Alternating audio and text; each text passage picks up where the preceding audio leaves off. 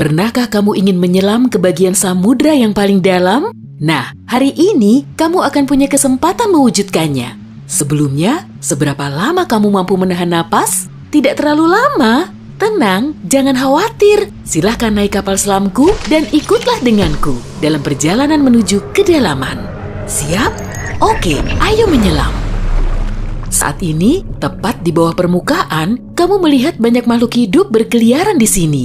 Banyak sekali ikan dan hewan laut, serta halo, orang-orang yang sedang berenang melambaikan tangan ke kita. Tapi kita tak akan berlama-lama di sini.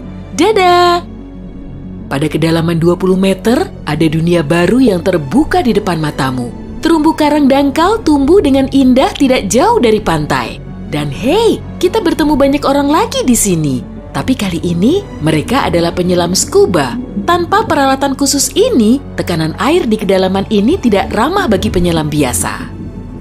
40 meter adalah kedalaman tempat kita berpamitan, bahkan kepada penyelam rekreasi. Ini adalah batas maksimum yang diizinkan untuk mereka. Selamat bersenang-senang, teman-teman.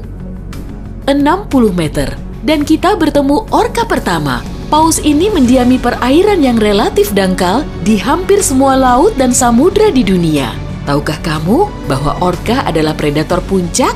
Artinya, orka tidak punya musuh alami dan tidak ada yang bisa mengalahkannya. Pada kedalaman 70 meter, kita bertemu dengan hiu paus, spesies ikan terbesar yang diketahui dunia dengan berat mencapai 60 ton. Umurnya pun lumayan panjang, semoga panjang umur selalu ya. Hiu paus bisa hidup sampai sekitar 130 tahun. Sekarang, lihatlah keluar. Jika kamu melihat penyelam scuba, artinya dia adalah seorang profesional. Karena pada kedalaman 100 meter, mereka harus sangat berhati-hati agar tidak terkena penyakit dekompresi. Penyakit ini terjadi jika kamu naik terlalu cepat ke permukaan.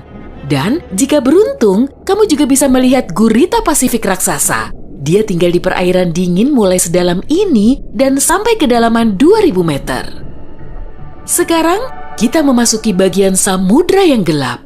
Pada kedalaman 150 meter, hanya 1% cahaya dari permukaan yang sampai ke sini. Sisanya diserap oleh air. Segala sesuatu yang lebih dalam dari sini akan menjadi semakin gelap.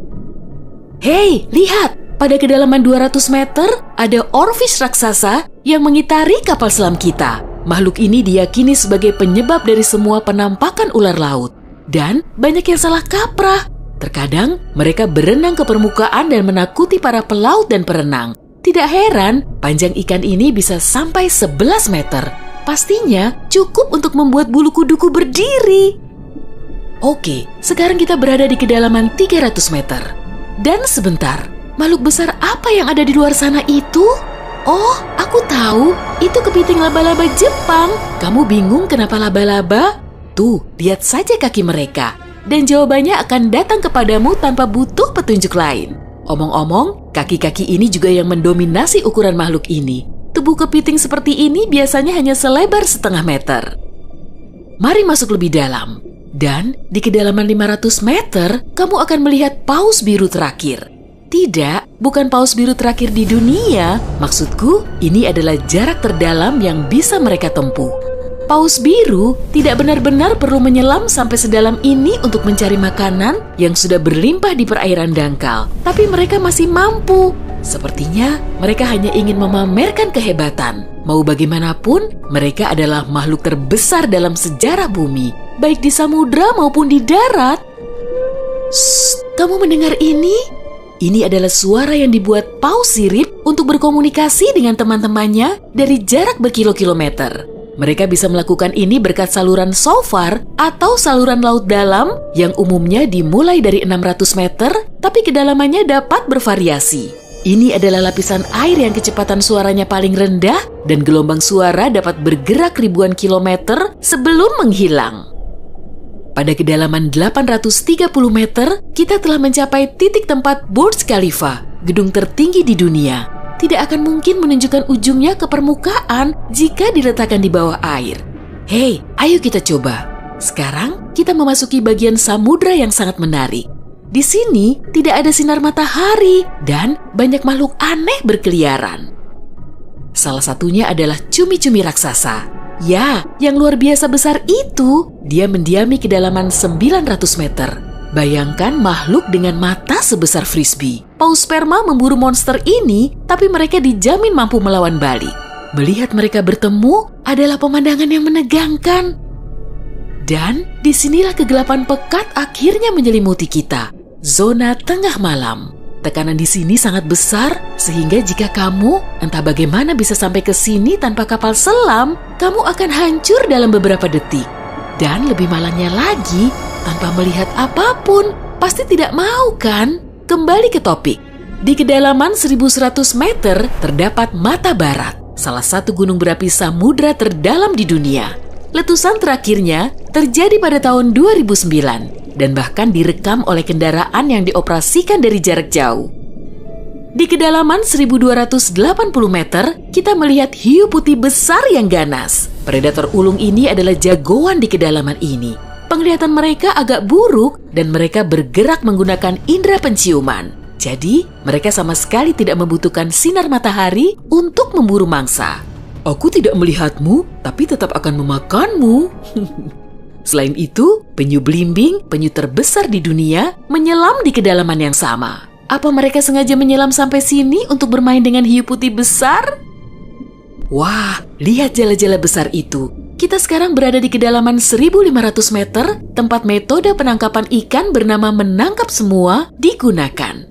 Jala di sini akan diseret di sepanjang dasar samudra, menangkap apa saja yang kurang beruntung di sana. Mengenai seberapa merugikannya metode ini bagi kehidupan samudra, biar kamu sendiri yang menilai.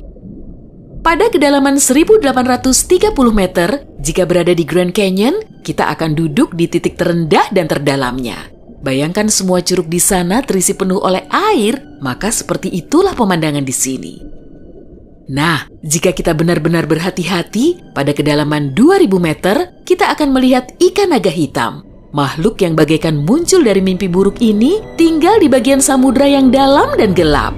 Dan percayalah padaku, lebih baik dia tetap di sana. Bentuknya mirip makhluk dari film horor dan aku lebih suka jika kita tidak berpapasan dengannya di permukaan.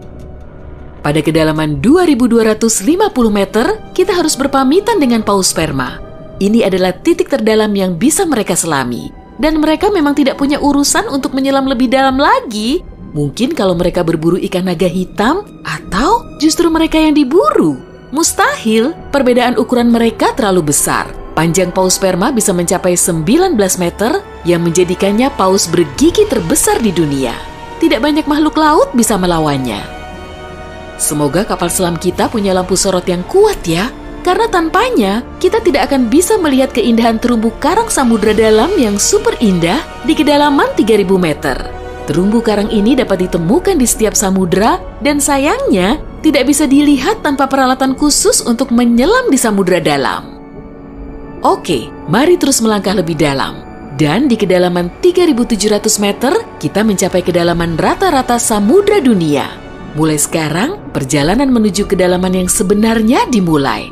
Dasar samudra rata-rata telah kita lewati, jadi sekarang saatnya menyelami celah terdalam.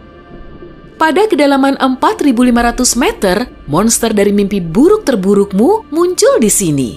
Anglerfish misalnya, akan membuat siapapun bergidik ngeri. Giginya yang panjang dan bengkok, serta antena di kepalanya untuk memikat mangsa, sudah cukup untuk menimbulkan rasa takut, bahkan di hati orang-orang yang paling berani. Tapi yang lebih mengerikan, mungkin adalah makhluk yang disebut swallower hitam. Itu adalah monster mirip belut yang memiliki perut super elastis dan mampu menelan mangsa yang ukurannya 2 kali lipat. Lihatlah ke bawah, dan kamu akan melihat bangkai kapal terdalam yang pernah ditemukan. SS Rio Grande di Atlantik Selatan yang tenggelam pada tahun 1941 dan mencapai kedalaman 5.760 meter. Tidak heran, kapal ini baru ditemukan 55 tahun kemudian. Sekarang, bagian samudra terdalam dan tergelap dimulai. Kita menyelam ke Palung Mariana. Menurut pengukuran resminya, Palung Mariana dimulai pada kedalaman sekitar 6.000 meter. Ini adalah area yang paling jarang dieksplorasi dan paling menarik bagi para ilmuwan dan petualang. Apa yang ada di dasarnya? Baiklah, kita akan melihatnya. Tapi selagi masih dalam perjalanan, aku akan menunjukkan hal-hal lain yang ada di sini. Misalnya, ini adalah ikan terdalam yang pernah ditemukan. Namanya ikan siput. Dan dia tinggal di kedalaman 7.900 meter. Tubuhnya tembus cahaya sehingga kamu bisa melihat menembus kulitnya. Ya, untungnya kita tidak mematikan lampu. Bentuk makhluk mungil ini ternyata sangat imut bagi makhluk yang mampu menahan tekanan sekuat ini. Makin rendah dan dalam, kamu tidak akan melihat jenis ikan atau hewan vertebrata apapun di sini. Tekanannya terlalu besar untuk makhluk-makhluk tadi. Tapi ada udang dan invertebrata lainnya. Belum lagi mikrob yang dapat hidup bahkan di bagian terdalam samudra. Dan bagian terdalam itu adalah kedalaman Challenger. Ini adalah bagian bawah Palu Mariana dan kedalamannya 10.927 meter. Ya, kita telah sampai di bagian paling bawah bumi. Tak banyak orang yang pernah ke sini dan tak banyak juga yang diketahui tentangnya. Tapi para ilmuwan tidak akan berhenti dan ada harapan kita akan segera menemukan rahasia apa yang berada di kedalaman samudra.